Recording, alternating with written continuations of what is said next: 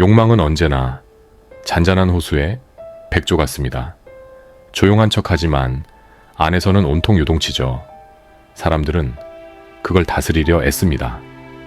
그런데 욕망에 윤리를 붙인다는 게 참 웃기지 않습니까? 혼돈 위에 질서를 얻는다는 건 결국 또 다른 혼돈을 낳는 일인데 말입니다. 욕망은 그 자체로 혼란입니다. 사람들은 말하죠. 욕망을 통제해야 한다고. 욕망은 비워야 해. 집착을 버려야 해. 마음을 비우면 자유로워져. 근데 재밌는 건 말이죠. 그 말을 하는 순간 이미 또 다른 욕망이 작동하고 있습니다. 욕망을 버리려는 욕망. 비워진 나를 욕망하는 겁니다. 라캉이라면 이렇게 웃었을 겁니다. 욕망은 사라지지 않습니다. 단지 다른 옷을 입을 뿐이죠. 우리는 욕망을 선택한다고 믿습니다. 나는 이걸 원해. 하지만 사실은 욕망이 우리를 선택합니다. 그 문장 자체가 이미 누군가의 언어로 짜여 있거든요. 당신이 원한다고 말할 때 그 원함은 어디서 왔습니까? 당신의 내면에서 솟아난 겁니까? 아니면 TV에서, 광고에서, 친구의 SNS에서 빌려온 겁니까? 결국 욕망은 나의 것이 아닙니다. 타인의 욕망이 나를 욕망하게 만듭니다. 당신은 당신이 원하는 걸 원하는 게 아니라 타인이 원하길 바라는 당신을 원하는 겁니다. 웃긴 건 말이죠. 그 타인도 또 다른 타인의 욕망을 욕망하고 있습니다. 결국 우리는 서로의 그림자를 쫓으며 달리고 있는 겁니다. 라캉은 말합니다. 나는 내가 원하는 걸 원하는 게 아닙니다. 나는 타인이 원하길 바라는 걸 원합니다. 이 말은 듣자마자 조금 불쾌합니다. 아니, 내 욕망이 왜 남 거야? 당연히 반발심이 들죠. 하지만 천천히 생각해보면 맞습니다. 사람들이 진짜 자기 자신을 위해 욕망하는 경우는 드뭅니다. 누군가의 시선, 기대, 인정, 혹은 부러움. 그게 욕망의 연료입니다. 예를 들어볼까요? 나는 자유롭게 살고 싶어. 이 문장 아름답죠? 하지만 그 자유가 어떤 모습인지 상상해 보십시오. 혼자 여행하는 모습, 누가 봐도 멋진 자유, SNS에 올렸을 때 좋아요가 많이 나올 만한 자유. 그러니까 웃긴 건 말이죠. 그건 자유가 아니라 또 다른 형태의 구속입니다. 인정받는 자유, 존경받는 자유, 부러움 사는 자유, 자유조차 타인의 시선을 통과해야 합니다. 라캉은 이런 현상을 내 대타자의 시선이라 부릅니다. 우리는 나를 보는 그 눈을 떠올리며 행동하죠. 실제로 없는데도 항상 어딘가에서 보고 있는 듯한 시선, 그게 바로 대타자입니다. Big Other. CCTV가 없어도 당신은 감시받는 것처럼 행동합니다. 왜냐하면 당신의 머릿속에 이미 카메라가 설치되어 있으니까요. 그 시선이 사라져도 우리는 여전히 그 눈을 상상합니다. 그게 바로 사회, 언어, 규범의 구조 속에서 태어난 인간의 운명입니다. 당신은 혼자 있을 때도 혼자가 아닙니다. 당신 안에는 수많은 타인의 눈이 살고 있습니다. 부모님의 눈, 선생님의 눈, 상사의 눈, 친구의 눈, 그 눈들이 당신을 평가하고 판단하고 길들입니다. 웃긴 건 말이죠. 그 눈들은 실제로 당신을 보고 있지 않는데도 당신은 그 시선을 의식하며 살아갑니다. 라캉의 철학은 거울 앞의 아기에서 시작합니다.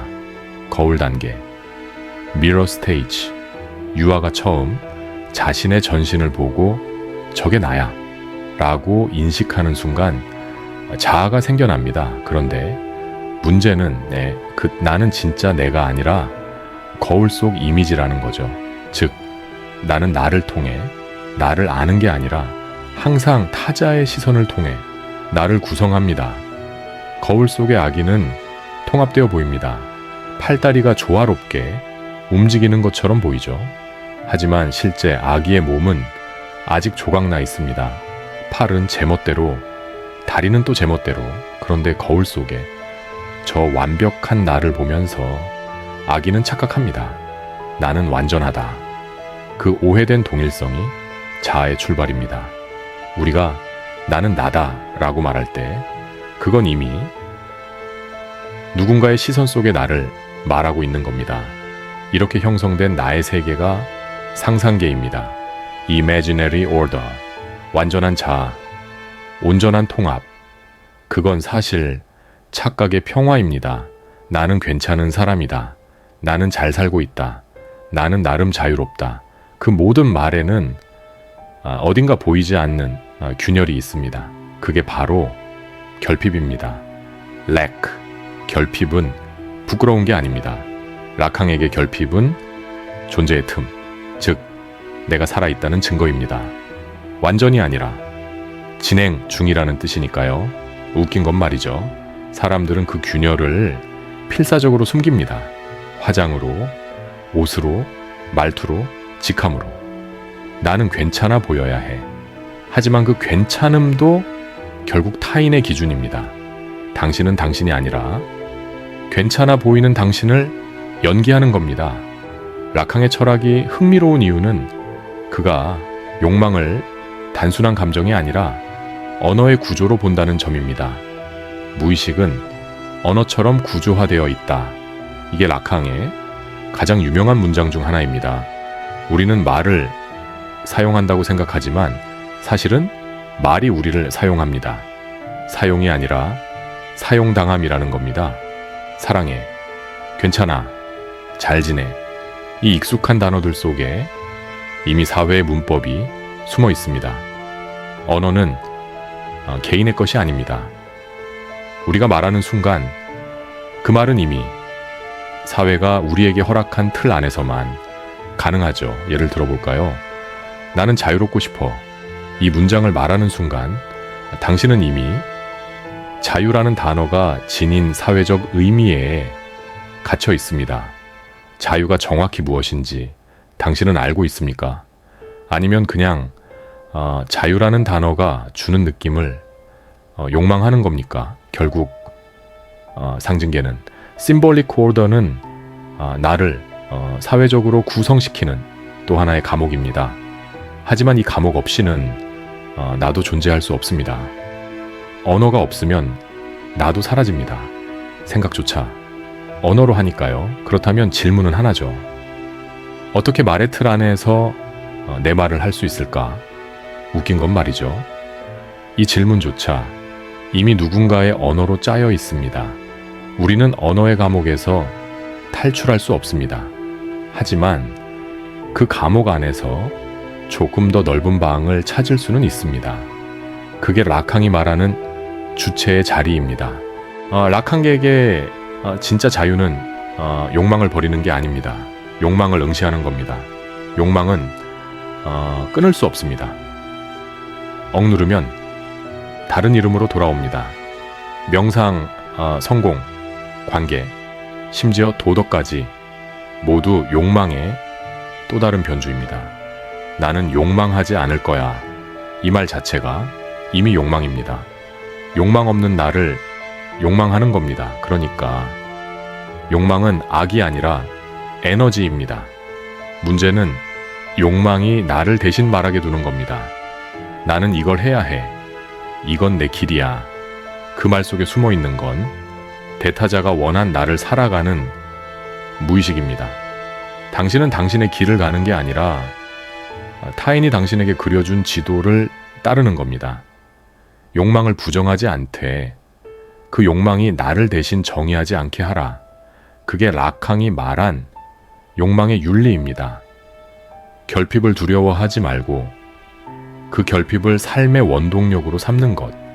그게 성숙한 욕망의 형태입니다. 라캉의 언어로 말하자면 결핍이 사라지면 나도 사라집니다. 결핍이 있다는 건 아직 살아있다는 증거입니다. 당신이 아침에 일어나는 이유도 결국은 어떤 결핍 때문입니다. 채워지지 않은 무언가가 당신을 침대 밖으로 끌어냅니다. 웃긴 건 말이죠. 사람들은 완성을 꿈꿉니다.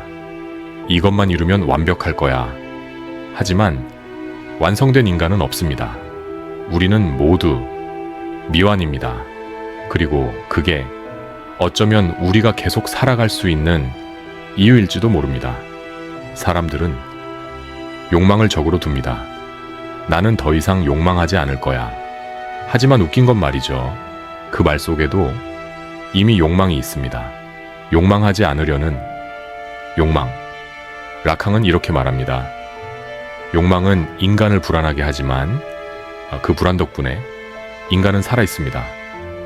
욕망은 병이 아닙니다. 욕망은 방향을 잃었을 뿐입니다. 그걸 다시 바라보는 게 욕망의 윤리입니다. 나의 욕망이 나를 대신 말하지 않게 할 것. 하지만 그 욕망을 두려워하지도 말 것.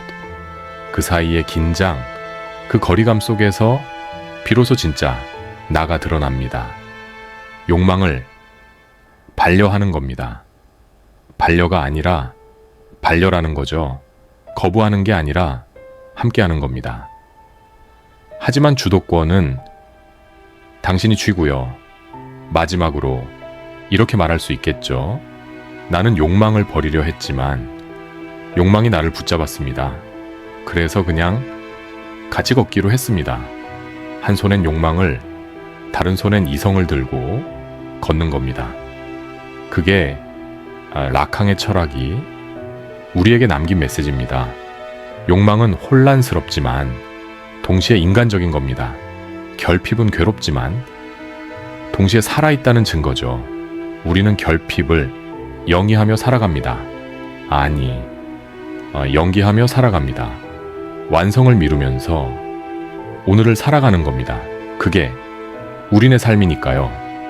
완전하지 않은 채로, 완성되지 않은 채로 그래도 괜찮습니다. 어차피 완성된 인간은 없으니까요. 우리는 모두 진행형입니다. 그리고 그게 어쩌면 가장 인간다운 모습일지도 모릅니다.